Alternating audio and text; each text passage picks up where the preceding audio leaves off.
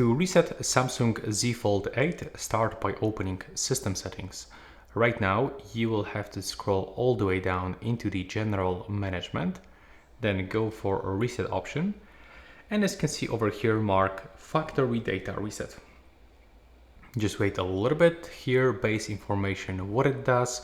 So it's gonna remove everything, but don't worry, it's like not gonna delete your Google account, it's only gonna remove it from its phone, which means that it still will be available and you can still use it on the other devices or even this device if you decide to set it up one more time. The same with the Samsung, but other things like music, pictures, and so it will be like completely deleted, and if you didn't actually backup this or transfer into the other storage, you will lost all of this.